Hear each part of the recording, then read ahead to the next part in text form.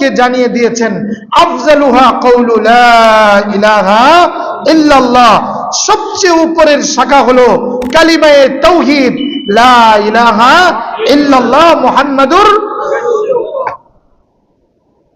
এটা হলো সবচেয়ে উপরের শাখা। আল্লাহ পাকের তাওহীদের উপরে ঈমান এবং নবীদের উপরে ঈমান, এই নবীদের উপরে স্বচ্ছ ঈমান রাখতে হবে, আল্লাহর উপরে স্বচ্ছ ঈমান রাখতে হবে।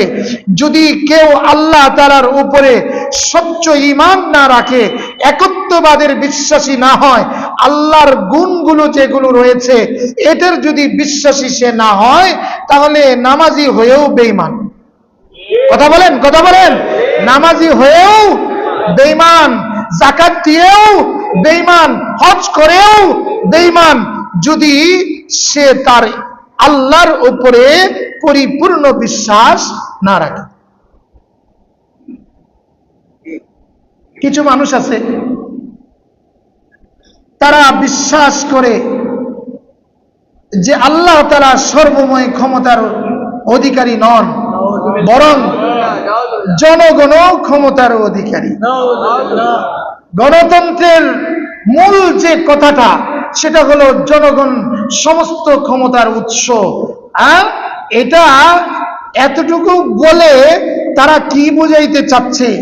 এতটুকু বলে যদি এতটুকু বোঝানো হয় যে জনগণই সকল ক্ষমতার উৎস, এর মধ্যে আল্লাহ তাআলার ক্ষমতা নেই, অথবা আল্লাহ তাআলা সর্বময় ক্ষমতার অধিকারী নন, কিছু ক্ষমতা মাখলুকেরও আছে, এই ধরনের বিশ্বাস যদি কাদের হৃদয়ে থাকে, সাথে সাথে বেঈমান হয়ে যায়। আল্লাহ তাআলা বলেন ওয়া ইন্নাল কুওয়াতা লিল্লাহি জামিআ, ওয়া ইন্নাল কুওয়াতা লিল্লাহি জামিআ। আল্লাহ বলেন সমস্ত ক্ষমতা আমি এক আল্লাহর, আমি আল্লাহ সবকিছু পারি। আগুনকে আমি আল্লাহ ফুল বাগান বানাইতে পারি, সুবহানাল্লাহ। পানিকে আমি আল্লাহ ভারী জিনিসকে ভাসমান করে রাখতে পারি। নৌকা এত, জাহাজ এত ভারী জিনিস নিয়ে যায়, পানি এটাকে আটকায় রাখে না, আমি আল্লাহ নৌকাকে পানির উপরে ভাসায় রাখি। আমি আল্লাহ তাআলা প্লাবনের ভিতরেও আমি আল্লাহ মানুষকে বাঁচিয়ে রাখতে পারি। আমি মুসিবতের ভিতরেও, ভূমিকম্পের মধ্যেও আমি আল্লাহ মানুষকে জীবিত রাখতে পারি। হযরত নূহ আলাইহিস সালামের জামানায় প্লাবন হয়ে সব শেষ, কিন্তু বুড়ির ঘটনা আমরা জানি কিনা? এক বুড়ি, সে কখন যে প্লাবন আসলো বলতেই পারে না। কে বাঁচান? আল্লাহ। জোরে বলেন কে? সুতরাং কেউ যদি মনে করে সন্তান মাজারওয়ালা দেয়, কোন ওলি বুজুর্গ মুসিবত থেকে বাঁচাইতে পারে, পীর বাবা আমাকে বাঁচাইতে পারে, পীর বাবা বৃষ্টি দিতে পারে, কোন মূর্তি সে কি বলে ফসল দিতে পারে, দুনিয়ার সুখ দিতে পারে, এই ধরনের কোন আকীদা যদি কোন নামদারি মুসলমান রাখে, তার আকীদা রাখতে দেরি, বেঈমান হতে দেরি হবে না।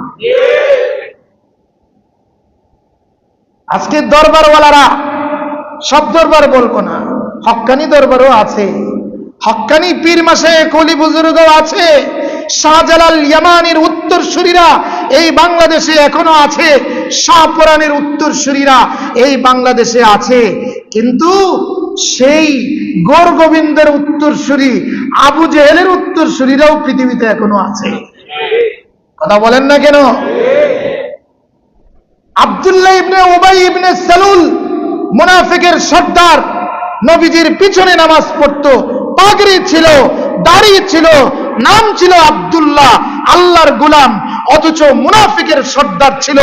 এই ধরনের নামদারি মুনাফিক এখনো পৃথিবীতে অনেক রয়েছে। এরা চায় না এই দেশে মুসলমানের আইন খেলাফত প্রতিষ্ঠা হোক, এরা মন থেকে চায় না। কথা বলেন না কেন? অন্যথায় সংখ্যাগরিষ্ঠ সেই মুসলিম দেশের মধ্যে এখনো ইংরেজদের আইন চলে, 3 তালাকে 1 তালাক হয়। মেম্বার চেয়ারম্যানদের তাদের যদি স্বাক্ষর না দেওয়া হয় তাহলে তালাক হয় না।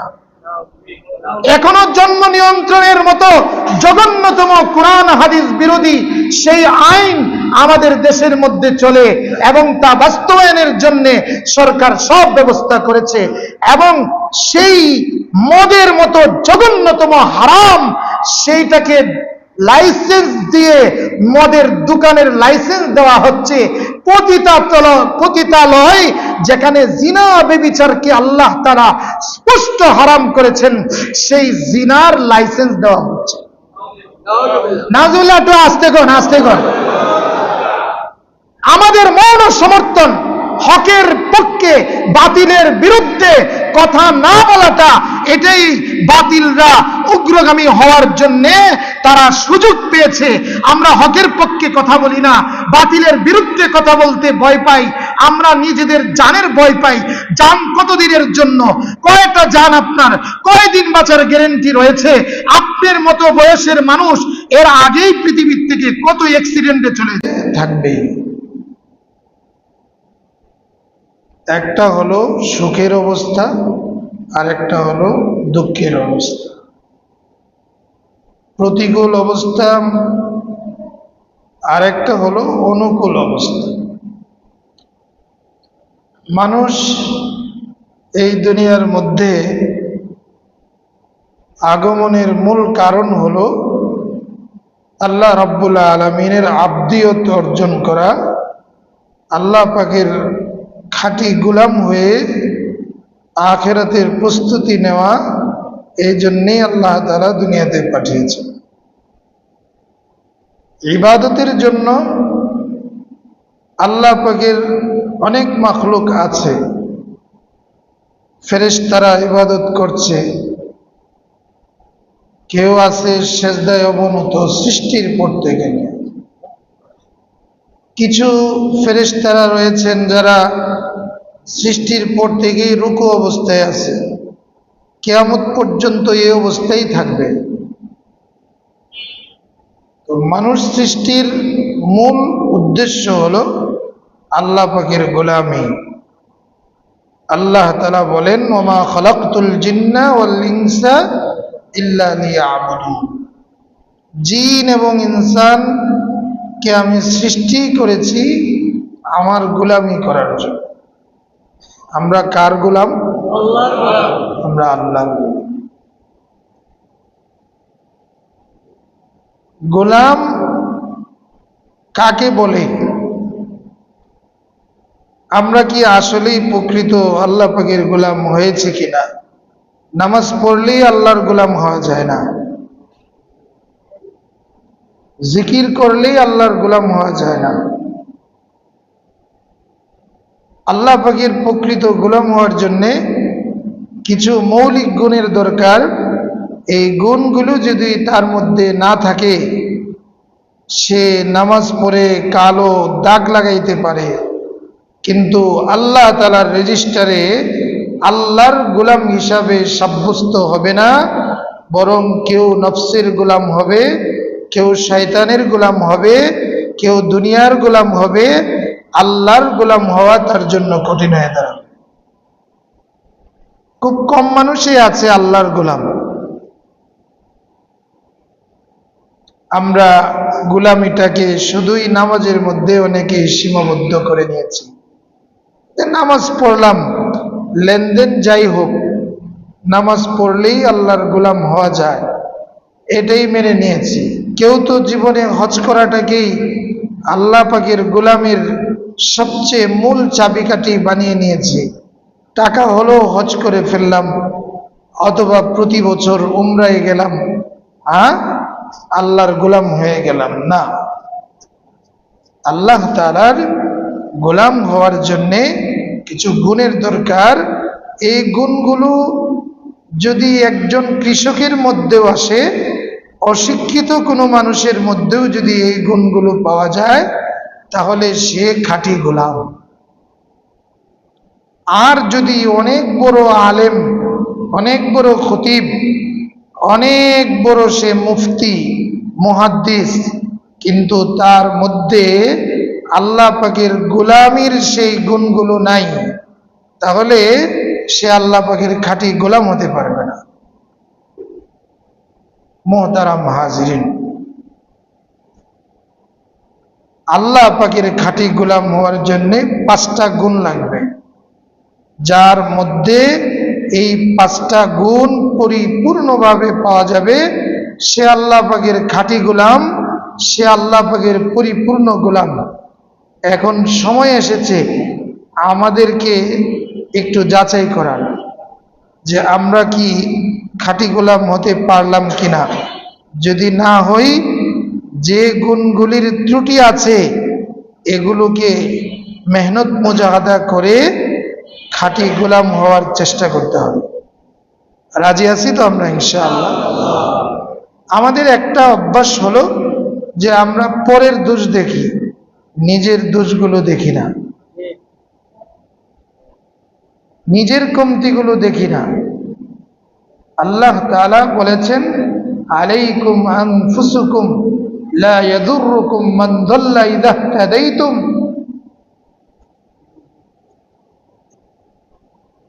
তোমরা তোমাদের নিজেদেরকে আগে ঠিক করো। তোমরা যদি ঠিক হয়ে যাও, তোমরা যদি খাঁটি গোলাম হয়ে যাও, তাহলে এই দুনিয়ার কোনো শক্তি নাই তোমাদের ক্ষতি করার।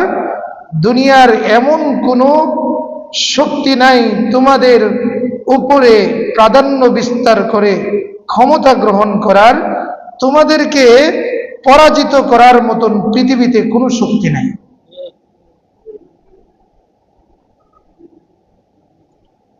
আল্লাহ তাআলা কোরআনে কারীমে বলেছেন, ওয়াদাল্লাহু আল্লাযীনা আমানু মিনকুম ওয়া আমিলুস সালিহাত লা ইস্তাখলিফান্নাকুম ফিল আরদ কামা ইস্তাখলাফাল্লাযীনা মিন ক্বাবলিকুম। আল্লাহ তাআলা বলেন, তোমাদের মধ্যে যদি 2টা গুণ পাওয়া যায়, 2 গুণের অধিকারী যদি খাঁটি গোলাম হতে পারো, তাহলে 3টা পুরস্কার আমি আল্লাহ তোমাদেরকে দান করব। কে বলতেছেন? জোরে বলেন না, কে? আল্লাহ পাকের কথা সত্য কিনা? আল্লাহ বলেন যে তোমরা যদি 2টা গুণের অধিকারী হতে পারো, আমি আল্লাহ প্রতিশ্রুতি করতেছি, ওয়াদা দিচ্ছি। আল্লাহ পাকের কোনো কিছু দেওয়ার জন্য ওয়াদার প্রয়োজন নাই, বললেই হলো। কি বলেন? এরপরেও আল্লাহ বলেন, ওয়াদাল্লাহুল্লাযীনা আমানু মিনকুম ওয়া আমিলুস সালিহাত। আল্লাহ তাআলা ওই সমস্ত বান্দাদের ব্যাপারে ওয়াদা করতেছেন যারা ঈমান আনবে, খাঁটি ঈমানদার হবে, ও আমিলুস সালিহাত, এবং নেক কাজ করবে। ঈমান আকীদা ঠিক করা, 2 নম্বরে হলো নেক আমল করা। প্রথম সবার আগে ঈমান।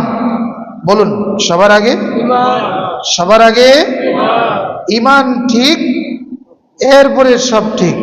ঈমান ঠিক নাই, কিছুই ঠিক। আজকের এই পৃথিবীতে নামদারি মুসলমানের অভাব নাই, কিন্তু খাঁটি গোলামের বড় অভাব। বলেন না? নামদারি মুসলমানের কোনো অভাব নাই, কিন্তু আল্লাহ তাআলার খাঁটি গোলামের বড় অভাব। আল্লাহ তাআলা কোরআনে কারীমের মধ্যে বলেন, ক্বালাতিল আরাবু আমান্না কুল লাম তুমিনু ওয়ালাকিন কুলু আসলামনা ওয়ালাম্মা ইয়াদখুলিল ঈমানু ফি কুলুবিহিম।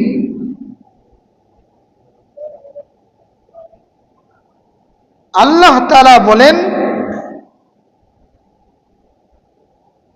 কিছু বেদুইন লোক এসে নবীজির কাছে বলতেছে, আমরা মুমিন, আমরা ঈমান এনেছি, আমরা ঈমানদার। আল্লাহ তাআলা নবীকে বলেন, হে নবী, আপনি ওদেরকে বলে দেন যারা ঈমানদারের দাবি করতেছে, তাদেরকে বলুন যে তোমরা এখনো ইমানদার হতে পারো নাই। ক্বালাতিল আরাবু আমান্না কুল লাম তুমিনু, আপনি বলে দেন না না তোমরা ইমানদার হতে পারো নাই, বরং তোমরা বলো কুলু আসলামনা, আমরা নামে মুসলমান, আমরা ইমানদার হতে পারি নাই। আমরা মুসলমান, নামে মুসলমান। আব্দুর রহমান, অনেক নাস্তিক মুসলমান আছে, কথা বলেন না কেন? অনেক গরু কুরবানির সময় শুধু গরু কুরবানি করেনেওয়ালা আব্দুল্লাহ, আব্দুর রহিম নামে মুসলমান আছে, কিন্তু তার জীবনের সাথে না ঈমান আকীদার কোনো সম্পর্ক রয়েছে, না নামাজের সাথে কোনো সম্পর্ক আছে, না তার লেনদেনের সাথে কোনো সম্পর্ক রয়েছে, না বান্দার হকের সাথে কোনো সম্পর্ক আছে, না তার আখলাক চরিত্রটা ঠিক রয়েছে, তার আত্মশুদ্ধি রয়েছে, তার জীবনে গোলাম হওয়ার মতো যে গুণগুলো দরকার একটা গুণও তার মধ্যে নাই। শুধু এতটুকু আছে, কুরবানির সময় কুরবানি করে গরুর গোশত খায়। বুঝতেছেন ভাই? রাগ করতেছেন? আজকে সেই খাঁটি মুসলমানেরই অভাব। এই জন্য আল্লাহ তাআলা নবীজিকে বলেন, আপনি বলুন তাদেরকে, কুল লাম তুমিনু ওয়ালাকিন কুলু আসলামনা ওয়ালাম্মা ইয়াদখুলুল ঈমানু ফি কুলুবিকুম, এখনো পর্যন্ত ঈমান তোমাদের হৃদয়ে ঢুকে নাই। ঈমান মুখে আছে, ঈমান ঠোঁটে আছে, ঈমান ইসলাম তোমাদের বাহ্যিক অবয়বের মধ্যে আছে, কিন্তু অন্তরের মধ্যে ইসলাম ঢুকাইতে পারো নাই।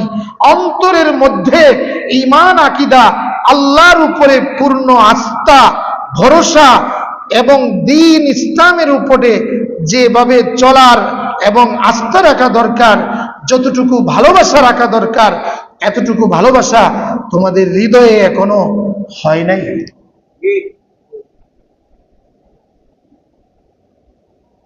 মেরে ভাই ও দোস্ত, এই জন্য আল্লাহ তাআলা বলেন, ইয়া আইয়ুহাল্লাযীনা আমানু দুখুলু ফিস সিলমি কাফা, ইয়া আইয়ুহাল্লাযীনা আমানু দুখুলু ফিস সিলমি কাফা ওয়ালা তাত্তাবিউ খুতুওয়াতিশ শাইতান ইন্নাহু লাকুম আদুউম মুবিন। আল্লাহ তাআলা বলেছেন, এ মুমিনরা, যারা নিজেদেরকে ঈমানদার বলে দাবি করো, উদখুলু, প্রবেশ করো, ফিস সিলমি, ইসলামের মধ্যে, কাফা, পরিপূর্ণভাবে, আদাদি না, হ্যাঁ, আদাদি মুসলমানের কোনো দাম নাই। আল্লাহ তাআলা বলেন, আফাতুমিনুনা বিবাদিল কিতাব ওয়া তাকফুরুনা বিবাজ, কিছু মানবা আর কিছু মানবা না, এমন মুসলমান, এই মুসলমানের কোনো দরকার নেই। আল্লাহ পাকের ওয়াদা, আল্লাহ তাআলা 3টা পুরস্কার দিবেন ওই মুমিনদের জন্য যারা পরিপূর্ণ ঈমানদার, যাদের ঈমান খাঁটি ঈমান, 100% নির্ভেজাল ঈমান, নিখুঁত ঈমানদার, তাদের ব্যাপারে আল্লাহ তাআলা ওয়াদা দিয়েছেন যে তোমাদেরকে আমি 3টা পুরস্কার দিব, ওয়াদা করতেছি। সুবহানাল্লাহ। আল্লাহ বলেন, আমি ওয়াদা করতেছি, অবশ্যই দিব, যে যদি তোমরা 2টা গুণের অধিকার হতে পারো। একটা হলো খাঁটি মুমিন, ঈমানের মধ্যে কোনো ভেজাল থাকতে পারবে না, নির্ভেজাল ঈমানদার। এজন্য আল্লাহ বলেছেন পরিপূর্ণ মুসলমান হও। আদাদি মুসলমান, কিছু মানবা কিছু মানবা না, হ্যাঁ, এটা হবে না। শুক্রবারে মুসলমান, 1 সপ্তাহের মধ্যে কোনো ইসলাম নাই। শুক্রবারে জুমাবারে নামাজি, আর 1 সপ্তাহের 1 ওয়াক্তের মধ্যেও তোমাকে পাওয়া যায় না। জোহর আর আসরের আর মাগরিবের নামাজি, এশা আর ফজরের তোমার কোনো খবর পাওয়া যায় না। এমন মুসলমানিত্বের কোনো দাম আমি আল্লাহর কাছে নাই। হ্যাঁ, লেবাসে মুসলমান কিন্তু লেনদেনে কোনো ইসলাম নাই। মাশাআল্লাহ, পাগড়িওয়ালা, জুব্বাওয়ালা, দাড়ি টুপিওয়ালা, কিন্তু মানুষের কাছ থেকে ঋণ ধার নিয়ে আসলে পরে আর দেওয়ার কোনো চিন্তা থাকে না। কত মানুষ এই লেবাসের ধোঁকা দিয়ে মানুষের কাছ থেকে কোটি কোটি টাকা মেরে চলে গেছে, আছে কিনা এরকম? সুতরাং লেবাসটাকেই শুধু দিন মনে করলে হবে না, তোমার দিনের জন্য আরো যে জরুরি বিষয়গুলো আছে এটাকেও তোমার ঠিক করতে হবে। আমি এটা বলি নাই যে লেবাসের কোনো দাম নাই, না না, লেবাসেরও তোমাকে দাম আছে। আল্লাহ বলেন ওয়াদারু যাহিরাল ইসমি ওয়া বাতিনা, জাহিরি গুনাহও ছাড়তে হবে, বাতিনি গুনাহও ছাড়তে হবে। তুমি বললা আরে পর্দা না করলে কি হবে, ইমান ঠিক আছে। হ্যাঁ, কই দাড়ি না রাখলে কি হবে, আমার ইমান ঠিক আছে। কি বলেন, কথা বলেন? হ্যাঁ, অনেকেই বলে, অথচ প্রতি বছর হজ করে বিবি সাহেবকে বেপরদায় মার্কেটে পাঠায়। না না মুসলমান, উদখুলু ফিস সিলমি কাফা, তুমি যার গোলাম সেই মালিক আল্লাহ বলেন তোমাকে পরিপূর্ণ ইসলামে প্রবেশ করতে হবে। আদাদি মুসলমান হলে চলবে না। তুমি শুধু পোশাকে মুসলমান, তোমার ভিতরে হৃদয়ে মুসলমানিত্ব নাই, এমন মুসলমান আমি চাই না। উদখুলু ফিস সিলমি কাফা। এজন্য আল্লাহ তাআলা বলেছেন ওয়াদাল্লাহু আল্লাযীনা আমানু মিনকুম ওয়া আমিলুস সালিহাত লা ইস্তাখলিফান্নাহুম ফিল আরদ কামা ইস্তাখলাফাল্লাযীনা মিন ক্বাবলিহিম ওয়া লা ইউমাক্কিনান্না লাহুম দীনাহুমুল্লাযী ইরতাদা লাহুম ওয়া লা ইউবাদদিলান্নাহুম সাইয়্যাতাহুম ওয়া লা ইউবাদদিলান্নাহুম মিন বাদি খাউফিহিম আমনা। আল্লাহ তাআলা বলেছেন যদি খাঁটি মুমিন হতে পারো আর নেককার মুমিন হতে পারো, গুনাহ পরিত্যাগকারী, নেক আমল করনেওয়ালা, তুমি যদি খাঁটি গোলাম হতে পারো, 3 পুরস্কার আমি আল্লাহ দুনিয়াতেই তোমাদেরকে দিব। নাম্বার 1, আমি দুনিয়ার ক্ষমতা তোমাদের হাতে দিয়ে দেব। আজকে ক্ষমতা আমাদের হাতে না বেদিনদের হাতে? বলেন না, আমরা এই 92% মুসলিম দেশে আমরা কি আমাদের মন অনুযায়ী চলতে পারি?